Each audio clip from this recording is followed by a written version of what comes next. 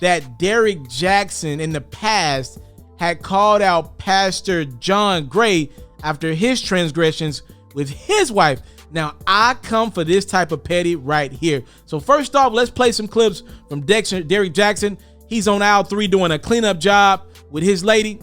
And then I want to show y'all this pettiness that I love from Pastor John Gray. More importantly, because again, this ain't about him, what is the price that any woman can expect to have to pay for trying to love a broken man?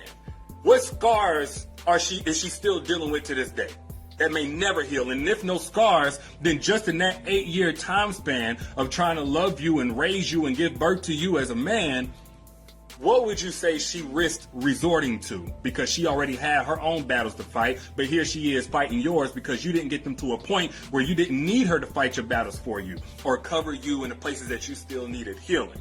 Like, that's how the conversation should have went. And I say that because these days we have this habit in one form or another, whether we're praising a ride or die chick for enduring all this shit and now she a real one because she did, we have this habit of glorifying dysfunction and toxicity at the hands of a man while simultaneously using that as a measurement stick of the worth of a woman. And another part that got to me, man, when I heard them say, you know what, there's a difference between, basically, I'm paraphrasing here, between a woman that's a lid and a covering. In which I agree with him. It was poetic and romantic. I love that. That's cool. We're going to make that distinction between a woman that can propel you towards your destiny versus a woman that can stunt your growth or keep you from that. But in reference to the type of man that he's describing, a man that when a woman comes to only love him, he exchanges what would have been 8 years of a healthy, fulfilling relationship that poured into her, helped her grow, and instead gave her 8 years of raising his already 30-something-year-old grown ass. It sounds to me like, no disrespect, he was the lid.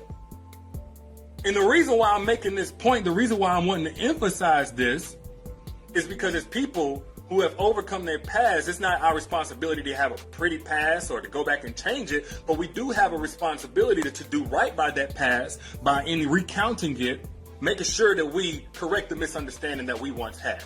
For those listening to us, for the next generation, shortening that learning curve. Instead of reinforcing that misunderstanding, which in this case is the expectation of a woman exclusively to be put through hell in order to receive heaven from a man that she loves. And that's what somebody has on their heart about me ain't none of my business or burden. But what's on my heart is the desire to address problematic mentalities that create toxic relationships that hurt people. And y'all have entrusted me to speak on these things regardless of who likes it, so I will. Now, I'm posting this here because I'm hoping, despite some people's thirst for drama, that we can be an example of how it should go when two messengers have contrarian perspectives and contribute those perspectives to the conversation we still need, which is that women should not be obligated to be rehabilitation centers for broken men, period.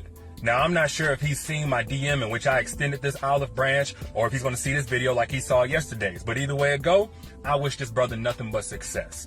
And y'all never feel like you have to choose between me and anybody else. You choose the truth and stand on that unapologetically, because you know I will.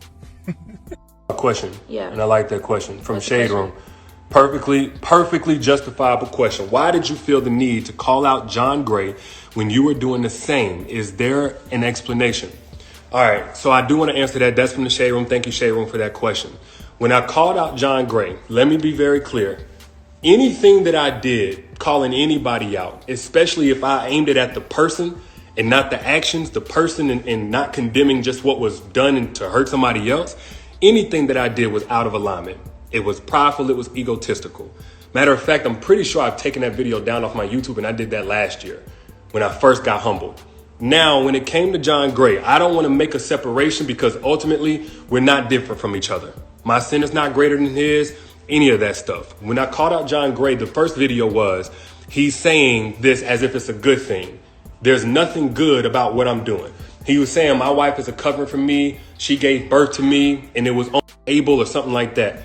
There's nothing good about me having my wife come up here for the first time on a video with me because my past is caught up to me. My like the things I did last year and before that have blown up.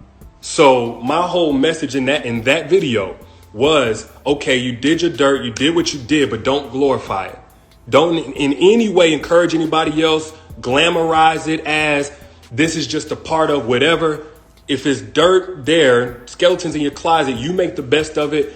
or whatever you got to do to learn from it, because we're all human. And I actually said that part, and I may actually need to go ahead and unarchive it or whatever. I actually said that part, man. We all got to pass. Past ain't pretty, but don't make this like this is something to do. Okay, so that was I don't know which video you're talking about, by the way, because the second video was him and his wife, and then I still was like, look, I don't want no issues, man. Da da da da. Then the third one, John Gray, and he was going at the church talking about this strange woman. No. His wife was saying this strange woman. I put holy water on this strange woman.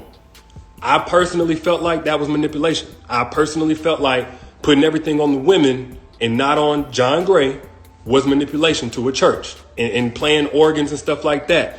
Again, from a place of pride, it's so easy to call out somebody else whenever you got your own situation. I'm not sure I was having sex with other women at that time, by the way.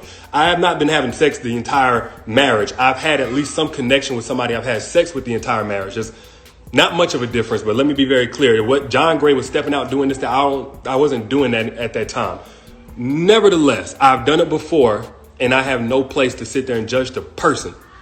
So if I did that, that was wrong. That was out of alignment. That was clown behavior, egotistical.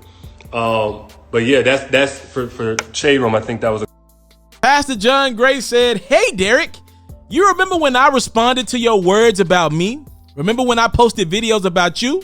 Neither do I. To be clear, I've slept with one woman in my life, my wife. But does that not absolve me of the wrong I've do? Any interactions or communications with any woman was wrong. My failures are mine, and I have to go through and continue to go through counseling to address the vast empty places that led me to behavior that is antithetical." I ain't never said that word before. "To how I was raised and what I believe. I've learned in life that everyone gets a turn. When it was mine, I didn't." Oh, here comes another one that I ain't never said before. Listen to this, y'all. "I didn't obfuscate my wrong by addressing what I knew about others. I kept others' names out of my mouth. Maybe it would be wise for you to do the same. Derrick, one more thing. I sincerely pray for you and your family to heal. I know how people throw you away. I will never do that to another man. What was done to me. May you receive the grace I didn't receive from others. May you rise to be a better man. One moment will not define your life." Let me tell y'all something. I am here for pettiness like that. I love that type of petty. Yo, you called me out when I had my transgressions. You branded off of me when I got caught up with my lady. Then you go get caught up with your lady. Now I'm gonna come back and say, yo, I ain't gonna call you out. I ain't gonna say you are a liar, you are a cheater, you are a bad representation of a man. All I'm gonna say is, look, remember when I was going through that, and you, instead of minding your own business, you hopped into mine and called me all these different names. By the way, y'all see, I ain't say nothing about John Gray, and I ain't say nothing about Derrick Jaxn in that type of way, because I know I'm human and I can make a mistake. So I do like, though, this type of petty with John Gray saying, come on, man. You see how you did me? I ain't gonna do you like that, but I'm gonna get petty with you for a second, though. I'm gonna let you know what you did was just as wrong as me. I'm not better than you. You not better than me. You gonna get this pettiness, though. You gonna get it. I gotta give it to you. Since you gave it to me, you called me out and thought you was on a higher horse than me. I'm gonna give it to you. Y'all let me know what y'all think about this one in the comment